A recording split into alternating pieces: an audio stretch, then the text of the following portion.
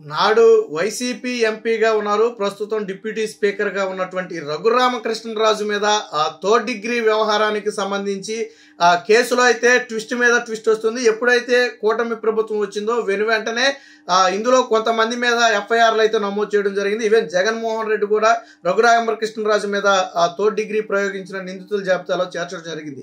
నాడు ఇంటెలిజెన్స్ చీఫ్గా ఉన్నటువంటి సీతారామాంజనేయులు కానివ్వండి, నాడు సిఐడి డీజీగా ఉన్నటువంటి సునీల్ కుమార్ కానివ్వండి, ఇప్పుడు అరెస్ట్ అయ్యి ఆల్రెడీ జైల్లో ఉన్నటువంటి అడిషనల్ ఎస్పీ విజయపాల్ కానివ్వండి, ఇంకొక సిఐ కానివ్వండి, ఇలాగా ఒక న్యాయమూర్తి కానివ్వండి, అలాగే ప్రభావతి నాడు ఏదైతే రఘురామకృష్ణరాజు కాళ్లకు గాయాలు ఉన్నప్పటికీ లేవని చెప్పి తప్పుడు నివేదిక ఇచ్చినటువంటి నాడు జీజీహెచ్ సూపరింటెండెంట్ అనుకుంటా మేబీ ప్రభావతి కానివ్వండి, వీరందరి పేర్లను ఆల్రెడీ ఎఫ్ఐఆర్లో చేర్చడం జరిగింది. అందులో విజయపాల్ నాడు విచారణ అధికారిగా ఉన్న విజయపాల్ని అరెస్ట్ చేశారు, విచారిస్తున్నారు, మనందరికీ తెలిసిన విషయమే. అయితే ఈ కేసులో ఒక కొత్త ట్విస్ట్ ఏంటంటే, ఒక ప్రైవేటు వ్యక్తికి తొలిసారిగా పోలీసులు అయితే నోటీసులు ఇవ్వడం జరిగింది. తులసి అనే ఒక ప్రైవేటు వ్యక్తికి అయితే తాజాగా నోటీసులు అయితే ఇచ్చినట్టుగా తెలుస్తుంది. అసలు ఎవరి తులసి, ఎందుకు ఈ వ్యక్తికి నోటీసులు ఇచ్చారంటే, మనం గతంలో రఘురామకృష్ణరాజు తన పిటిషన్లో చెప్పింది కానివ్వండి, లేదా ముఖ్యమంత్రి చంద్రబాబు గారికి చెప్పిన విషయం కానివ్వండి, మనం ఒకసారి పరిశీలిస్తే ఒక థర్డ్ పర్సన్ తన గుండెల మీద కూర్చుని బలంగా బాదాడు, గుండెల మీద కూర్చుని తనను ఇబ్బంది పెట్టాడని చెప్పి తన స్టేట్మెంట్లో అయితే ఉంది. వాళ్ళు పోలీసులు అంటే కాదని చెప్పి ఆయనే చెప్పాడు. స్వయంగా ఆ వ్యక్తిని చూస్తే నేను గుర్తుపడతానని కూడా రఘురామకృష్ణరాజు చెప్పడం జరిగింది. సో ఎవరా థర్డ్ పర్సన్, ఎవరా రఘురామకృష్ణరాజు గుండెల మీద కూర్చుని బలంగా బాధిన వ్యక్తి ఎవరా అని విచారిస్తే వాస్తవానికి ఫస్ట్లో ఏంటంటే అలాంటి థర్డ్ పర్సన్ లోనకు వచ్చే అవకాశం లేదని పోలీసులు కూడా భావించారు.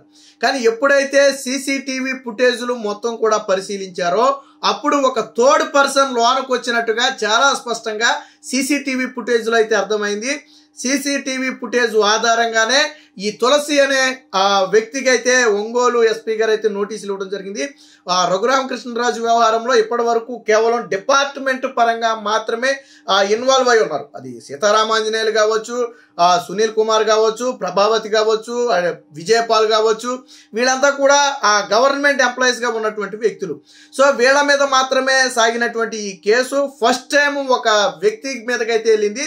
అసలు ఎవరి తులసి, ఇంటి పేరు కూడా ఏదో ఇంటి పేరు కూడా ఉంది ఈ తులసిది, కామేపల్లి తులసి, గుడివాడకు చెందినటువంటి వ్యక్తి కామేపల్లి తులసి. గుడివాడ అంటే మనకు ఆటోమేటిక్గానే కొడాలి నాని పేరు అయితే గుర్తు వస్తుంది. మరి కొడాలి నానికి ప్రధాన అనుచరుడో కాదో తెలియదు కానీ నాడు సిఐడి డీజీగా వ్యవహరించి రఘురామకృష్ణరాజు మీద కక్ష సాధించినటువంటి ఐపీఎస్ అధికారి ఎవరైతే ఉన్నారో సునీల్ కుమార్, ఆయనకు ఒక స్వచ్ఛంద సంస్థ ఉంది, ఎయిమ్స్ అని ఒక స్వచ్ఛంద సంస్థనైతే ఆల్ ఇండియా మిషన్ ఏదో ఉంది, పేరుంది.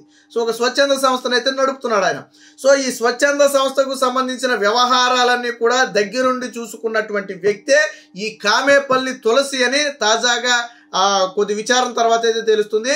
అంటే సిఐడి ఐజీగా డీజీగా పనిచేసినటువంటి సునీల్ ప్రస్తుతానికి సస్పెండ్ అయ్యాడు అనుకోండి. సో ఆయనకు ప్రధాన అనుచరుడే ఈ కామేపల్లి తులసి.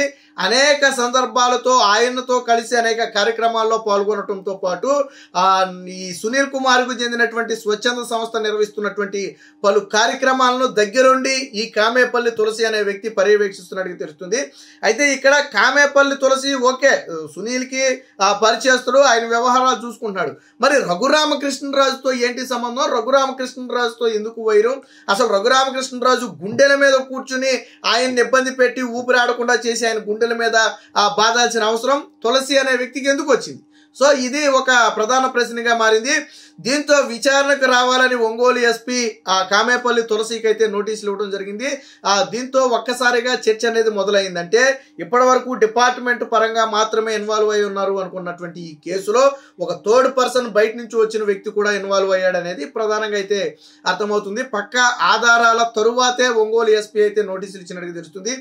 మీకు గుర్తుందో లేదో రఘురామకృష్ణరాజు ఇంకో మాట చెప్పాడు, మాస్కులు వేసుకుని అంటే ముఖానికి ఈ మంకీ క్యాప్ లాంటి మాస్కులు పెట్టుకుని ఒక నలుగురు లోనకు వచ్చారు, నన్ను కొడుతుంటే ఒక వ్యక్తి వీడియో తీసి వీడియో కాల్ ద్వారా అటుపక్క ఎవరికో చూపించారని చెప్పి రఘురామకృష్ణరాజు కొన్ని ఆరోపణలు చేశారు.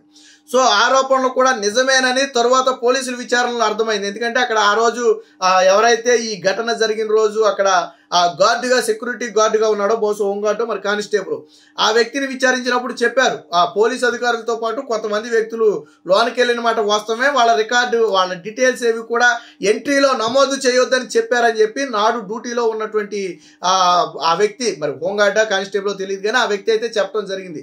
దీంతో ఒక నిర్ధారణకు వచ్చారు. అంటే రఘురామకృష్ణరాజుని విచారిస్తున్నటువంటి ప్లేసుకి కొంతమంది ప్రైవేటు వ్యక్తులు వెళ్ళారని ఆ రోజు పోలీసులు నిర్ధారణకు వచ్చారు. అయితే ఎవరా నలుగురు అనేది ఇప్పటి వరకు తేలలేదు. ఎవరా నలుగురు, అందులో వీడియో కాల్ చేసుంటే, ఒకవేళ చేశారు అని చెప్తున్నారు, ఒకవేళ చేసుంటే ఎవరికి చేశారు, ఎవరు చేయమంటే చేశారు, ఇలాంటి అనేక ప్రశ్నలకు సమాధానం దొరకాల్సి ఉంది. దీని మీదే ప్రధానంగా విజయపాల్ని విచారించింది కూడా అందుకే. ఎందుకంటే నాడు ఈ రఘురామకృష్ణరాజు కేసుని విచారణ అధికారిగా ఉన్నటువంటి వ్యక్తే విజయపాల్. సో కాబట్టి అక్కడ చీమ చుట్టుకుమన్నా అది విజయపాల్కు తెలిసే జరగాలి, తెలియకుండా జరగడం కుదరదు. ఇదే విషయానికి సంబంధించి విజయపాల్ని బలంగా విచారించినట్టుగా కూడా తెలుస్తుంది. బట్ విజయపాల్ అయితే దీని మీద ఏం నోరు విప్పలేదని తెలుస్తుంది. ఇప్పుడు ఈ ప్రైవేట్ వ్యక్తి అంటే ఈ తులసి ఏదైతే కామేపల్లి తులసి అని మనం చెప్పుకుంటున్నామో, ఒకవేళ ఈ వ్యక్తే ఆ నలుగురు మాస్కులతో ఉన్న వ్యక్తి అనేది కూడా అనుమానం కలుగుతుంది. బట్ ఈ వ్యక్తి మొహాన్ని రఘురామకృష్ణరాజు నేను చూశాను, ఆ వ్యక్తిని చూస్తే నేను గుర్తుపడతానని చెప్పి రఘురామకృష్ణరాజు పోలీసులకు ఇచ్చినటువంటి ఆ ఫిర్యాదులో కూడా ఉంది. అంటే అందుకనే అసలు కామేపల్లి తులసి అనే వ్యక్తి ఆ వ్యక్తేనా, అది రఘురామకృష్ణరాజు కన్ఫర్మ్ చేయాల్సి ఉంది. ఒకవేళ రఘురామకృష్ణరాజు కన్ఫర్మ్ చేసి ఆ వ్యక్తేనని నిర్ధారిస్తే ఖచ్చితంగా కామేపల్లి తులసిని కూడా అదుపులోకి తీసుకుని విచారించే అవకాశం ఉంది. దాంతో మరికొన్ని వివరాలు బయటకు రావచ్చు. ఎందుకనంటే ఒక థర్డ్ పర్సన్ పోలీసుల ఇంట్రాగేషన్ జరుగుతున్నటువంటి ప్లేస్కి ఎలా వెళ్ళాడు, అందులోనూ ఇంట్రాగేషన్ ఒక ఎంపీకి సంబంధించినటువంటి జరుగుతున్నటువంటి వ్యక్తి. సో అత్యంత రహస్యంగా జరగాల్సినటువంటి ఇంట్రాగేషన్ వ్యవహారం అది. మరి ఆ ప్లేస్లోకి ఈ వ్యక్తి ఎందుకు వెళ్ళాడు, ఎందుకు రఘురామకృష్ణరాజు గుండెల మీద కూర్చుని ఆయనకి ఊపిరి ఆడకుండా చేశాడు? సో దీనికి సంబంధించి సమాధానాలు దొరకాలి అంటే కామేపల్లి తులసి అనే వ్యక్తి విచారణకు రావాలి. మరి విచారణకు వస్తాడా లేదా కోర్టుకు వెళ్ళి తప్పించుకుని తిరిగే ప్రయత్నం చేస్తాడా ప్రస్తుతానికి తెలియదు కానీ, బట్ ఒక ప్రైవేటు వ్యక్తికి నోటీసులు ఇవ్వటం అనేది ఆ రఘురామకృష్ణరాజు కేసులో అయితే ఒక ట్విస్ట్ అని చెప్పుకోవచ్చు. ఒకవేళ కామేపల్లి తులసి కన్నా నిజంగా ఆ రోజు లోనికి వెళ్ళి ఉంటే ఆయన నోరు విప్పితే మరికొంతమంది మెడకు ఉచ్చు బిగుసుకునే అవకాశం ఉంది. అయితే ప్రధానంగా పొలిటికల్ సంబంధాలు ఏమైనా ఉన్నాయా అనే కోణంలో కూడా అయితే ఆ పోలీసులు అయితే విచారిస్తున్నారు. సిఐడి సునీల్కి ప్రధాన అనుచరుడు అనేది మాత్రం స్పష్టంగా తెలుస్తున్నటువంటి మాట.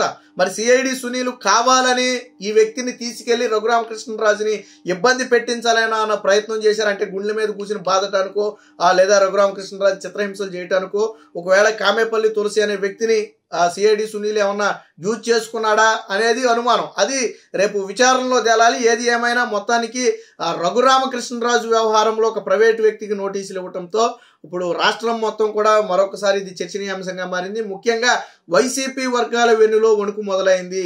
అదే సమయంలో సిఐడి సునీల్ మెడకు కూడా ఇది బలంగా ఉచ్చుగా బిగుసుకోబోతుంది. ఎందుకంటే సిఐడి సునీల్కు ప్రధాన అనుచరుడిగా ఉన్న నేపథ్యంలో సిఐడి సునీల్ పాత్రే ఉందేమో అనుమానాలు కూడా కలుగుతున్నాయి. దీని మీద పోలీసులు విచారణకు పిలిచి విచారించిన తర్వాత కానీ దీనికి సంబంధించిన పూర్తి వివరాలు తెలిసే అవకాశం లేదు.